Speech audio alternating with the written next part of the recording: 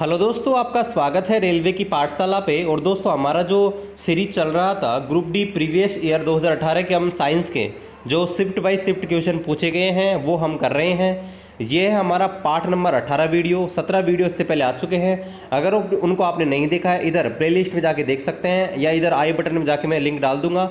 इस वीडियो खत्म होने के बाद आप उनको देख सकते हैं। और दोस्तों ये है 24/9/2018 का वीडियो। आप हमें फेसबुक पर जुड़ सकते हैं, ये हमारी फेसबुक आईडी।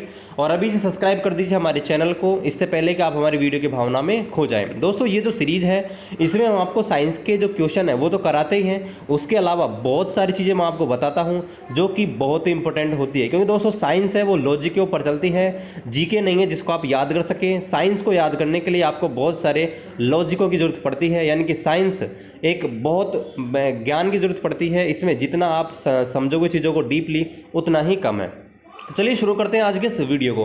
पहला जो क्वेश्चन है वो ये है कि यदि किसी वस्तु का द्रव्यमान m/2 है तथा उसका वेग 2v है तो उसका संवेग क्या होगा। तो दोस्तों देखिए संवेग क्या होता है। संवेग होता है P = mv। मैंने फिजिक्स के है ना दोस्तों जो बन सकते हैं क्वेश्चंस 9th और 10th NCERT से वो करा दिए हैं। उनको आप प्लेलिस्ट में जाके देख सकते हैं। पूरे 16 वीडियो हैं, उनमें आपके 80 से 90% जो भी साइंस के न्यूमेरिकल आते हैं वो कवर करा दिए गए हैं। अब दोस्तों संवेग होता है P = mv, यानी कि द्रव्यमान और वेग का गुणनफल दोस्तों संवेग होता है। अब दोस्तों यहाँ आपको दे रखा है, देखिए द्रव्यमान दे रखा है यहाँ पर m/2, तो देखिए m/2 लिख लिया और वेग है 2v, यानी कि P = mv। 2 से 2 काट दिया दोस्तों, P बराबर क्या आएगा mv। तो यहाँ पर मैं देखिए आपके फिजिक्स के ज़्यादातर जो न्यूमेरिकल कराता हूँ उनमें ऑप्शंस नहीं देखता, क्योंकि मैं आपको उनको खुद को कराता हूँ। तो यहाँ पर इसका आंसर आ जाएगा mv। चलिए देखते हैं दूसरा क्वेश्चन। निम्नलिखित में से किस पौधे में आवरण रहित बीज पाए जाते हैं। दोस्तों इस क्वेश्चन को समझने के लिए मैं आपको और डिटेल में ले चलता हूं। देखिए दोस्तों जो पौधे होते हैं उनको दो भागों में बांटा गया है। एक प्रकार के पौधे होते हैं जिनको बोलते हैं यहाँ पर जिम्नोस्पर्म। जिम्नोस्पर्म इनको बोलते हैं अनावर्त बीजी। यानी कि दोस्तों होता क्या है, इनमें कुछ भी आता है, जैसे कि मान लीजिए इनमें जो फल आता है ना दोस्तों, जो फल में होता क्या है आपके बीज जो आता है, तो बीज की चारों तरफ आवरण नहीं पाया जाता है, यानी कि इनके ऊपर कोई फल बीती नहीं पाई जाती है, सीधे ही फल आता है, बाहर की ओर कोई आवरण नहीं होता है। इनको बोलते हैं जिम्नोस्पर्म या अनावर्त बीजी। और दोस्तों अनावर्त बीजी में देखिए कौन कौन से उदाहरण आपके आते हैं, साइकस है और पाइनस। और इसमें देखिए आपका आता है देवदार भी इसी का एग्जाम्पल है। और दोस्तों एक प्रकार का फल होता है जिसको बोलते हैं एंजियोस्पर्म। अब दोस्तों एंजियोस्पर्म होते क्या हैं, एंजियोस्पर्म ऐसे आपके फल होते हैं जिनके बाहर की ओर एक परत पाई जाती है ना, उस परत को उठाकर उसके अंदर फल निकलता है। आपने देखा हो दोस्तों हम बहुत सारी चीज़ें खाते हैं, जैसे कि आपने केला खाया होगा, तो केले के बाहर देखिए में परत पाई जाती है, अंदर आपके फल पाया जाता है। ठीक है, ज्वार, मक्का, बाजरा ये जो होती है उनके बाहर की ओर परत पाई जाती है। जब फल बनता है ना तो उनकी ओर एक परत पाई जाती है और उनके अंदर फल निकलता है। तो दो प्रकार के आपके फल होते हैं, ठीक है, एक आवर्त बीजी एक अनावर्त बीजी, ठीक है, एंजियोस्पर्म और जिम्नोस्पर्म। ठीक है दोस्तों, अब चलिए यहाँ पर देख लेते हैं जो ऑप्शन है वो दोस्तों इसका राइट आंसर हो जाएगा देवदार। चलिए देखते हैं अगला क्वेश्चन। यदि किसी व्यक्ति के पास 5 प्रतिरोध है, 5 रेजिस्टेंस है, ठीक है, उनमें से प्रत्येक की वैल्यू 1/5 ओम, ठीक है, मैंने ओम नहीं लगाया, ओम लगाना भूल गया, 1/5 ओम है, 1/5 ओम है, और उन्हें जोड़ा गया आपस में, तो अधिकतम प्रतिरोध कितना प्राप्त होगा, यानी कि मैक्सिमम रेजिस्टेंस कितना प्राप्त होगा। दोस्तों मैंने आपको जो प्रतिरोध कराया था आपको बताया था कि यदि आपसे अधिकतम प्रतिरोध की बात पूछे तो हमेशा उसको श्रेणी क्रम में जोड़ना है, और अगर आपसे न्यूनतम प्रतिरोध पूछे तो आपको उसको जो आपका पैरेलल होता है, यानी कि आपको समांतर क्रम में जोड़ना है। यहाँ पूछा है आपसे अधिकतम प्रतिरोध कितना होगा, तो इसके लिए हमको समांतर क्रम में जोड़ना होगा। और आपको बताया था समांतर क्रम का दोस्तों जो आपका सूत्र होता है वो होता है R1 + R2 + R3 + R4 R5। अब देखिए सारे के सारे 5 प्रतिरोध हैं वो यहाँ पर श्रेणी क्रम में होंगे दोस्तों। कैसे जुड़ेंगे, 1/5 + 1/5 + 1/5 + 1/5, ठीक है, यानी कि सबके सबको आप जोड़ोगे आपस में, तो आंसर क्या आ जाएगा दोस्तों 1 ओम। कितना आ जाएगा, 1 ओम इसका राइट आंसर आ जाएगा। चलिए देखते हैं अगला क्वेश्चन। अगला जो क्वेश्चन है कि निम्न में से कौन सा पदार्थ है वो दोस्तों शुद्ध है, यानी कि प्योर है। अब दोस्तों देखिए प्योर का मतलब यहाँ पर क्या है उसको हम देखते हैं। अब दोस्तों शुद्ध पदार्थ से मतलब यहाँ पर क्या होता है कि ऐसा पदार्थ जिसमें किसी अन्य की मिलावट ना हो, मतलब एक ही पदार्थ के उसमें परमाणु हो। परमाणु का मतलब नहीं है कि एक प्रकार के परमाणु नहीं, एक ही जैसे आपके पदार्थ से मिलकर वो बने गए हों। अब देखिए दोस्तों आपके वायु है, वायु में बहुत सारे मिक्सचर होते हैं, दूध में भी होता है, चीनी का घोल उसमें भी होता है, लेकिन दोस्तों मीथेन जो होती है उसमें आपके मीथेन ही होती है, CH4 प्योर अवस्था में होती है। तो जब भी किसी भी एक ही आपके जैसे आपसे पूछे एल्कोहल की पूछे तो एल्कोहल भी आपकी शुद्ध ही होती है। अगर एक ही चीज़ की बात करें, ठीक है, अगर पानी भी दिया होता शुद्ध तो पानी भी इसका शुद्ध अवस्था में होता। ये थोड़ा क्वेश्चन आपको क्लियर नहीं हो रहा होगा, तो इसके लिए ना साइंस बैकग्राउंड के इसको और डिटेल से समझ सकते हैं, ठीक है। तो यहाँ पर आपको याद कर लेना है कि जो शुद्ध पदार्थ है वो दोस्तों आपका है मीथेन, ठीक है, मीथेन। चलिए बात करते हैं अगला क्वेश्चन की। अगला जो क्वेश्चन है वो ये है, किस प्रक्रिया के परिणाम स्वरूप युग्मनज यानी कि जाइगोट बनते हैं। तो दोस्तों हमारा जो रिप्रोडक्टिव सिस्टम होता है उसमें मैंने आपको बताया था कि मेल और फीमेल आपके दो होते हैं, मेल और फीमेल। तो होता क्या है, मेल से स्पर्म निकलते हैं, यानी कि मेल से आपके स्पर्म निकलते हैं और जो फीमेल होती है उससे एग निकलते हैं, ठीक है, यानी इससे शुक्राणु निकलते हैं और इससे आपके अंडाणु निकलते हैं। और जब दोनों आपस में मिलते हैं तो इस प्रक्रिया को आपके बोलते हैं जाइगोट बनना। और जाइगोट जो दोस्तों जो बनते हैं उस प्रक्रिया को बोलते हैं फर्टिलाइजेशन। तो फर्टिलाइजेशन की प्रक्रिया होती है उसके फलस्वरूप दोस्तों आपके युग्मनज होते हैं, जाइगोट का निर्माण होता है। ये आपको ध्यान रखना है। मैंने इसके ऊपर एक वीडियो पहले ही बना दिया है, नर जनन तंत्र का वीडियो है वो ऑलरेडी बना दिया है, उसको भी आप देख सकते हो मेरे पुराने वीडियोज़ में जाके। चलिए बात करते हैं अगला क्वेश्चन, बहुत सिंपल सा है। प्रकाश बल्ब का जो फिलामेंट होता है दोस्तों किसका बनाया जाता है। तो आपको पता होगा टंगस्टन का बनाया जाता है। और टंगस्टन का इसलिए बनाया जाता है क्योंकि इसका जो टेम्परेचर होता है दोस्तों, टेम्परेचर का मतलब इसका जो गलनांक होता है दोस्तों बहुत हाई होता है, लगभग 3300 के समथिंग 3300 डिग्री सेल्सियस के समथिंग इसका गलनांक होता है। यानी कि ये ताप सहन कर सकता है 3300 डिग्री सेल्सियस का, इसलिए वो जल्दी से गलता नहीं है, इसलिए हम टंगस्टन का उपयोग करते हैं। चलिए बात करते हैं किस वर्ग के पक्षियों का रक्त है वो दोस्तों गर्म होता है। और दोस्तों मैं आपको बता दूं जो आपके जीव होते हैं उनको दो भागों में बांटा गया है, ठीक है। एक को होते हैं वार्म ब्लडेड, एक को बोलते हैं कोल्ड ब्लडेड, यानी कि समतापी, विषमतापी, या फिर उनको रक्त गर्म रक्त या ठंडा रक्त के आधार पर बांटा गया है। तो चलिए मैं आपको और डिटेल से इसके बारे में बता देता हूं। तो दोस्तों चलिए इसके बारे में और डिटेल से देख लेते हैं। दोस्तों देखिए वार्म ब्लडेड क्या होते हैं, यानी कि गर्म रक्त वाले। इनमें होता क्या है, इनका जो तापमान रहता है दोस्तों वो कांस्टेंट रहता है, जैसे कि मैमल्स यानी कि हम और जो पक्षी होते हैं वो, इनका टेम्परेचर दोस्तों होता क्या है सभी जगह जाने पर समान रहता है।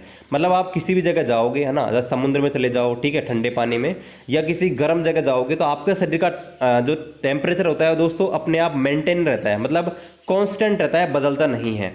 लेकिन दोस्तों आपका जो कोल्ड ब्लडेड होते हैं, ठीक है, उनका टेम्परेचर होता क्या है, उनका टेम्परेचर सराउंडिंग्स के अनुसार यानी कि मौसम के अनुसार बदलता रहता है।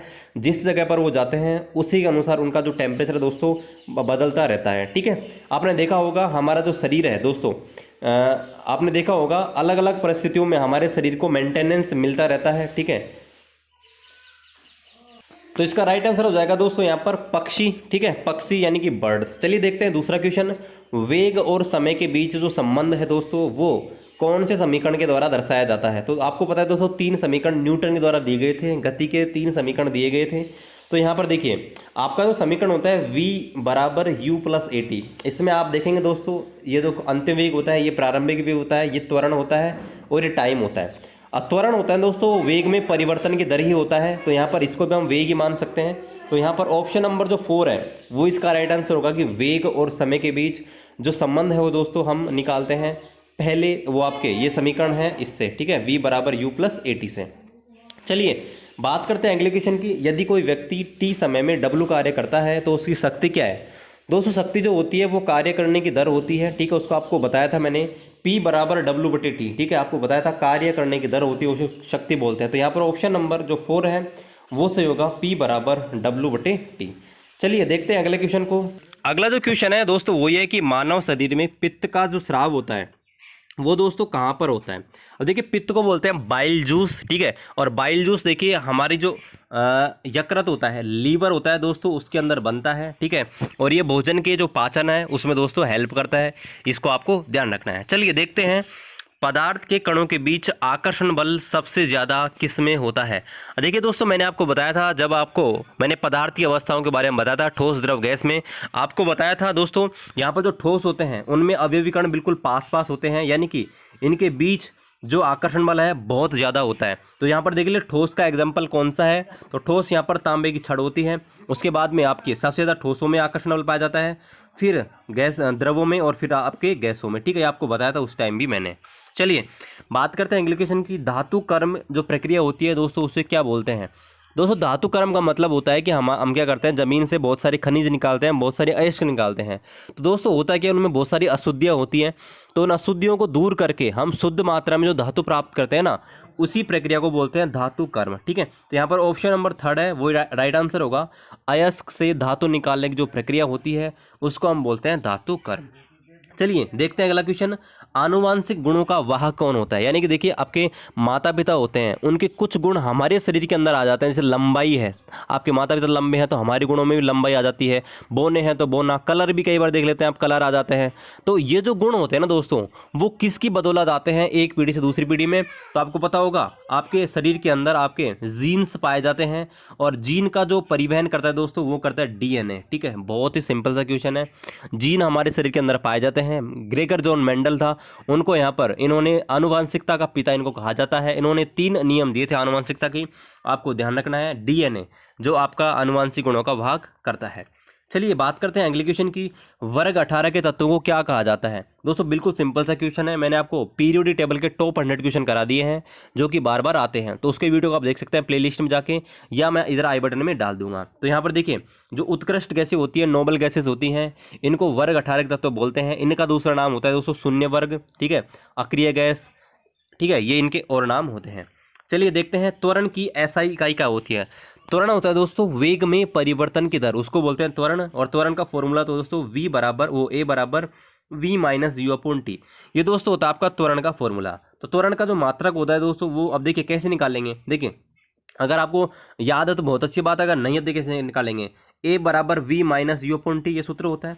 यानी देखिए वेग, तो वेग का क्या होता है तो मीटर प्रति सेकंड तो वेग का होता है, और टाइम का होता है सेकंड। तो यहाँ पर सेकंड ऊपर जाएगा तो क्या हो जाएगा दोस्तों मीटर प्रति सेकंड स्क्वायर। क्या हो जाएगा? मीटर प्रति सेकंड स्क्वायर। तो यहाँ पर ऑप्शन नंबर 3 है वो राइट आंसर होगा, ऑप्शन नंबर 3। ठीक है, चलिए देखते हैं अगला क्वेश्चन। अगला जो क्वेश्चन है वो ये है, अगर हम आधुनिक आवर्त सारणी में फ्लोरीन से क्लोरीन, ब्रोमीन व आयोडीन की तरफ जाते हैं तो विद्युत ऋणता दोस्तों क्या होती है, यानी कि कैसे चेंज होता है? तो इस क्वेश्चन को मैंने वहाँ पर करा दिया है। आधुनिक आवर्त सारणी का पूरा टॉपिक मैंने इस एक वीडियो में करा दिया है।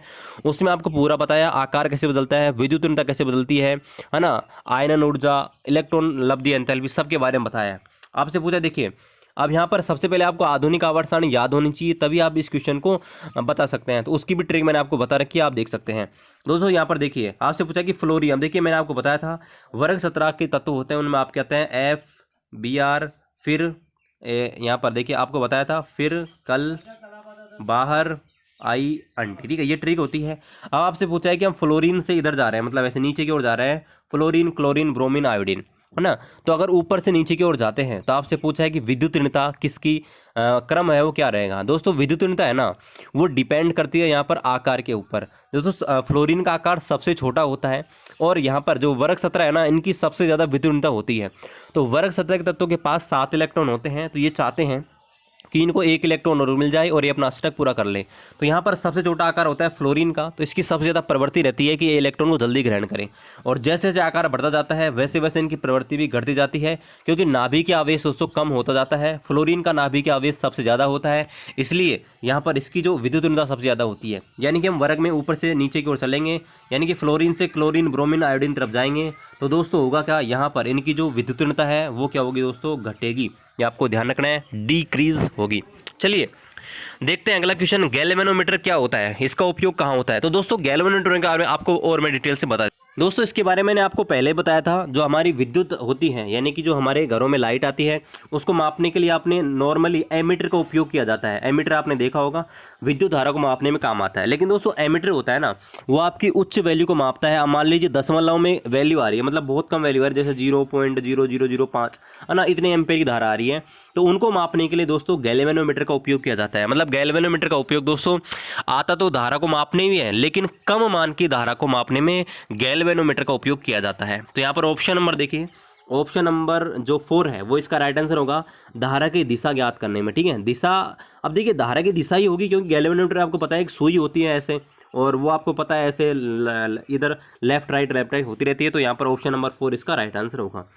चलिए बात करते हैं अगले क्वेश्चन की, जंग का रासायनिक सूत्र क्या होता है। आपने देखा होगा दोस्तों लोहा रहता है, वो नमी प्राप्त करके ऑक्सीजन की उपस्थिति में आपके जंग उसमें लगना शुरू हो जाती है। ठीक है, तो वहाँ पर इसका आपसे पूछा है कि सूत्र क्या होता है। तो दोस्तों जंग है ना वो आपके होता है, देखिए लोहा होता है, लोहे का ऑक्साइड होता है। तो लोहे का ऑक्साइड कौन सा है, Fe2O3, ठीक है।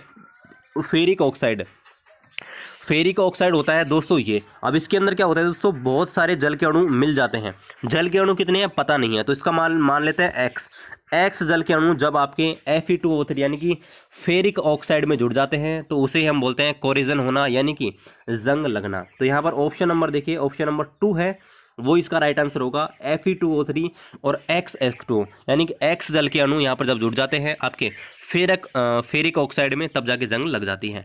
चलिए बात करते हैं यहाँ पर मैग्नीशियम की परमाणु संख्या आपको दे रखी है 12, तो इसकी संयोजकता ज्ञात कीजिए। दोस्तों अगर मैंने आपको बताया था कि 20-30 आपको जितने याद हों वैसे आप याद कर लीजिए, और आपको मैंने ट्रिक बताई थी याद करने की। अब देखिए आपसे पूछा है कि इसका परमाणु क्रमांक 12 है तो इसकी संयोजकता ज्ञात कीजिए। अब दोस्तों संयोजकता ज्ञात करने के लिए क्या करेंगे, इसका इलेक्ट्रॉनिक विन्यास लिखेंगे। बहुत जल्दी मैं आपको एक वीडियो बता दूंगा जिसमें आपको इलेक्ट्रॉनिक विन्यास लिखना आपको बताऊंगा। फिलहाल देखिए मैं ऐसे लिखते हैं 2 8 8 इसके रूप में लिखते हैं। तो 2 8 और देखिए 2, 12 इलेक्ट्रॉन हो गए ना, 2 8 2। यहाँ पर देखिए अंतिम कोष में इसके पास 2 इलेक्ट्रॉन है। तो दोस्तों होगा क्या, इसको अपना अष्टक पूरा करने के लिए 8 इलेक्ट्रॉन की आवश्यकता है। अब 8 इलेक्ट्रॉन की आवश्यकता है तो अंतिम कोष में 2 इलेक्ट्रॉन है। अब देखिए या तो ये 6 इलेक्ट्रॉन ग्रहण करें तो -6 आएगा, या 2 इलेक्ट्रॉन को त्याग दे तो +2 आएगा। तो दोस्तों इसके पास होता क्या है, 2 इलेक्ट्रॉन त्यागना आसान होता है 6 इलेक्ट्रॉन ग्रहण करने की तुलना में, क्योंकि दोस्तों 6 इलेक्ट्रॉन अगर ग्रहण करेगा ना तो बहुत ज़्यादा ऊर्जा की आवश्यकता होगी, इसलिए ये 2 इलेक्ट्रॉन त्याग देता है और +2 ऑक्सीकरण अवस्था दर्शाता है, +2। चलिए बात करते हैं अगले क्वेश्चन की। एक कुली है वो जमीन से 20 किलो का सामान ऊपर उठाता है और 2 मीटर उठाता है, ठीक है। ये आपको ध्यान रखना, क्वेश्चंस को अच्छी तरह पढ़ना है, क्योंकि यहाँ पर इस क्वेश्चन का आंसर 0 भी हो सकता है, 0 भी हो सकता है, लेकिन कैसे उसको आपको पढ़िए। देखिए एक कुली जमीन से 20 किलो का वजन उठाता है, ज़मीन से 2 मीटर ऊपर उठाने में और सर पर रख लेता है। तो आपसे पूछा है कि उसके द्वारा सामान पर किया गया कार्य ज्ञात करो। यदि इस क्वेश्चन में ऐसे होता ना, व्यक्ति द्वारा किया गया कार्य ज्ञात करो, आंसर आप टिक कर देते 0, क्योंकि जब भी कोई कार्य लंबवत दिशा में किया जाता है तो उसका कार्य 0 होता है, ठीक है। अब तो दोस्तों आपसे पूछा है कि सामान पर किया गया कार्य, तो सामान पर जो कार्य करना पड़ेगा वो दोस्तों देखिए हाइट में जब भी चेंज होता है ना तो कार्य होता है आपकी स्थितिज ऊर्जा के बराबर होता है, mgh के बराबर होता है। देखिए m का मान आपको दे रखा है 20 किलो, ठीक है, 20, g बराबर आपको दे रखा है 10 और हाइट दोस्तों 2 मीटर। हल करेंगे कितना आंसर आ जाएगा दोस्तों, यहाँ पर 400 जूल, ठीक है, 400 जूल इसका राइट आंसर हो जाएगा। चलिए देखते हैं अगला क्वेश्चन। एथेनोइक अम्ल होता है उसका साधारण नाम क्या होता है। दोस्तों एथेनोइक अम्ल होता है ना उसका साधारण नाम वैसे आपको बता दूं मैं, होता है एसिटिक अम्ल, ठीक है। अब देखिए दोस्तों इनके बारे में मैं आपको बहुत जल्दी आपका जो IUPAC है उनके बारे में करवाऊंगा, क्योंकि बहुत सारे क्वेश्चंस यहाँ पर पूछे गए IUPAC से। स्पेशली इनके जो उपसर्ग होते हैं ना और प्रत्यय होते हैं इनके बारे में बहुत क्वेश्चन पूछे गए हैं। तो एथेनोइक ये आपको बोलते हैं एसिटिक अम्ल, इसका सूत्र होता है दोस्तों CH3COOH, ठीक है। इसमें कार्बोक्सिलिक आपके कार्बोक्सिलिक आपके समूह पाया जाता है जिसको आपके क्रियात्मक समूह बोलते हैं, और इसमें ओइक अम्ल, ठीक है, इनका आपका क्या लगता है दोस्तों, प्रत्यय लगता है, ठीक है। तो आपको ध्यान रखना एसिटिक अम्ल इसका राइट आंसर होगा। चलिए बात करते हैं अगला क्वेश्चन। नेत्र में प्रवेश करने वाली प्रकाश की मात्रा किसके द्वारा नियंत्रित होती है। यानी कि दोस्तों हमारी जो आंख होती है ना उसमें बहुत सारे भाग पाए जाते हैं। मैंने आंख के ऊपर स्पेशल वीडियो बना रखा है, कौन कौन सी बीमारी होती है हमारे आंखों में, कैसे कैसे निवारण होता है, आंख में कौन कौन से भाग होते हैं, उनमें क्या क्या कार्य होता है, तो उनके ऊपर वीडियो बना रखा है। तो यह आपसे पूछा है कि जो कौन सा भाग होता है वो हमारी आंख में आने वाली जो प्रकाश की रोशनी होती है ना उसको कंट्रोल करता है। तो देखिए मैं आपको और डिटेल्स इसको बता देता हूँ। तो दोस्तों ये है हमारी आंख, ठीक है। इसमें देखिए बहुत सारे भाग होते हैं, इसके ऊपर वीडियो मैंने बना दिया है, वहाँ से आप इसको और डिटेल से देख सकते हैं। अब यहाँ पर देखिए हमारा जो पुपिल रहता है ना, पुपिल का मतलब बीच में जो काला वाला हिस्सा होता है ना पुपिल, दोस्तों इसको पुपिल बोलते हैं। आपने आंख में देखा होगा इधर काला काला एक हिस्सा होता है, इसको पुपिल बोलते हैं। तो दोस्तों होता क्या है, जब हम अंधेरे में जाते हैं ना तो ये पुपिल है वो बड़ा हो जाता है, और जब हम उजाले में जाते हैं तो इसका आकार छोटा हो जाता है। ये आपको ध्यान रखना है, ठीक है। यानी कि ये प्रकाश से आने वाली प्रकाश की किरणों को दोस्तों क्या करता है, कंट्रोल करता है। यानी कि जब हम धूप में जाएंगे इसका आकार छोटा हो जाता है, और जब हम अंधेरे में जाते हैं इसका आकार बड़ा हो जाता है। और यहाँ पर दोस्तों इसी के माध्यम से हम जो हमारी जो देखने की जो क्षमता होती है, ठीक है, ये कंट्रोल होती है, मतलब अंधेरे में ये बड़ा हो जाता है जिससे हम आसानी से और वस्तुओं को आसानी से देख सकते हैं। तो यहाँ पर दोस्तों इसका राइट आंसर हो जाएगा, वो हो जाएगा पुतली। ये इसको अंग्रेजी में क्या बोलते हैं दोस्तों, पुपिल, ठीक है, क्या बोलते हैं इसको, पुपिल। तो यहाँ पर देखिए ये इसका राइट आंसर यहाँ पर हो जाएगा। तो राइट आंसर हो जाएगा दोस्तों यहाँ पर पुतली पुपिल। चलिए देखते हैं अगला क्वेश्चन। अगला जो क्वेश्चन है वो ये है कि निम्न में से कौन सा त्वरण होता है, त्वरण का जो मान होता है वो गुरुत्व के कारण प्रभावित नहीं होता है। यानी कि दोस्तों ये कहना चाहता है कि ग्रेविटी के कारण निम्न में से कौन सी वस्तु है उसमें चेंजेस नहीं होता है। तो देखिए जो द्रव्यमान होता है ना उसको मैंने आपको बताया था, द्रव्यमान आप दुनिया में किसी भी कोने में चल जाओ, आपका जो द्रव्यमान है 50 किलो है, धरती पे 50 किलो रहेगा, ठीक है। चंद्रमा पर जाओगे तो भी सेम रहेगा, ठीक है। बाकी दोस्तों ये सारी चीज़ें होती है उनमें चेंजेस होता रहता है, ठीक है। आपके द्रव्यमान है उसमें ग्रेविटी से कोई इफेक्ट नहीं होता, यानी कहीं भी ले जाओ उसमें चेंज नहीं होता, ठीक है। तो ऑप्शन नंबर फर्स्ट इसका राइट आंसर होगा। चलिए अगला जो क्वेश्चन है उसको देखते हैं। यदि दो क्रमिक शीर्षों के बीच की दूरी यहाँ पर एल है तो तरंग धैर्य को किस में प्रदर्शित किया जाता है। अब दोस्तों होता क्या है दोस्तों, यहाँ पर देखिए जो आपकी तरंगे होती है ना, तरंगे तो उनमें क्या होते हैं आपके ऐसे आपने देखे होंगे, ऊपर से नीचे ऐसे चलती रहती हैं। तो दोस्तों इनको बोलते हैं आपके श्रृंग, ठीक है। जो ऊपर वाले भाग होते हैं इनको बोलते हैं श्रृंग, और नीचे वाले होते हैं इनको बोलते हैं गर्त, ठीक है। श्रृंग और गर्त यानी कि आपके, अब देखिए श्रृंग और गर्त होते क्या है, यानी कि जो हाईएस्ट पॉइंट होता है ना, ठीक है, ऊपरला वर्टिकल, इसको बोलते हैं श्रृंग हाईएस्ट पॉइंट, और जो लोएस्ट पॉइंट होता है उसको बोलते हैं यहाँ पर गर्त, ठीक है। गर्त का मतलब गड्ढा और श्रृंग का मतलब आपके ये ऊपरला टॉप, ठीक है। अब दोस्तों आपको दिया हुआ है कि दो क्रमिक शीर्ष, अब देखिए शीर्ष का मतलब आपको जो श्रृंग है उसकी वैल्यू ऐसे दे रखी है, ऐसे देखिए मान ली ऐसे होता है, ठीक है। तो आपसे दो लगातार जैसे ये है और ये है, इनके बीच जो डिस्टेंस है वो आपको एल दे रखी है, ठीक है। ये जो मान है वो दोस्तों आपको एल दे रखा है। तो आपसे पूछा है तरंग धैर्य यानी कि वेवलेंथ दोस्तों क्या होती है, तो वेवलेंथ क्या होगी दोस्तों एल, ठीक है। ये आपको ध्यान रखना है। चलिए बात करते हैं अगले क्वेश्चन की, लास्ट क्वेश्चन। निष्क्रिय लिटमस पत्र होता है दोस्तों, वो उसका रंग कैसा होता है। दोस्तों दो प्रकार के लिटमस पत्र होते हैं, आपने देखा होगा लाल और नीले, ठीक है, लाल और नीला। और लिटमस पत्र को दोस्तों लाइकेन होते हैं उनसे बनाया जाता है। दोस्तों दो प्रकार के लिटमस पत्र होते हैं। लिटमस पत्र का उपयोग आपके दोस्तों अम्ल क्षार इनका पता लगाने में किया जाता है, क्योंकि आपका जो अम्ल होता है वो आपके नीले लिटमस पत्र को लाल कर देता है, ठीक है। नीले को क्या करता है, लाल कर देता है अम्ल। और आपका जो क्षार होता है वो क्या करता है दोस्तों, लाल लिटमस पत्र को क्या करता है, नीला कर देता है। क्या कर देता है, नीला। चलिए तो दोस्तों जो उदासीन होता है, उदासीन का मतलब जिसका पीएच वैल्यू आपको पता है, आजकल जो आपका अम्ल क्षार है उनका पता लगाते हैं दोस्तों पीएच स्केल से लगाते हैं। पीएच स्केल में होता क्या है, आपके 0 से 14 तक के अंक लिखे होते हैं, और इसमें 7 बीच में होता है। अगर 0 से 7 के बीच है तो वो अम्ल होता है, एसिड होता है। 7 से 14 के बीच होता है वो दोस्तों क्षार होता है या बेस होता है, और जो 7 पे होता है उसको बोलते हैं न्यूट्रल या उदासीन। तो आपसे पूछा है अगर निष्क्रिय लिटमस विलयन है, मतलब जिसमें आपके लिटमस टेस्ट नहीं हो रहा है, ठीक है, तो उसका रंग कैसा प्राप्त होगा। अगर लिटमस पत्र उसके अंदर डाल देंगे तो आपको पता होगा जामुनी यहाँ पर उसका रंग प्राप्त होगा दोस्तों। तो आज का जो 25 क्वेश्चन है वो यहाँ पर हमने कंप्लीट कर लिए हैं, और आप हमसे टेलीग्राम पे जुड़ सकते हैं। आपको वहाँ पर प्रीवियस ईयर के पेपर्स हैं, इंपोर्टेंट पीडीएफ है जो मैं यहाँ पर लेक्चर डालता हूँ, उनकी आपको मिल जाएगी। आपको सर्च करना है रेलवे की पाठशाला, और वहाँ पर आपको हमारा जो टेलीग्राम ग्रुप है वो मिल जाएगा। और अभी तक चैनल को सब्सक्राइब नहीं किया तो चैनल को सब्सक्राइब कर दें, और अपने दोस्त जो भी रेलवे की तैयारी कर रहे हैं उनके साथ हमारे चैनल को शेयर कर दीजिए। चलते हैं, मिलते हैं आपसे अगली वीडियो में, तब तक जय हिंद जय भारत।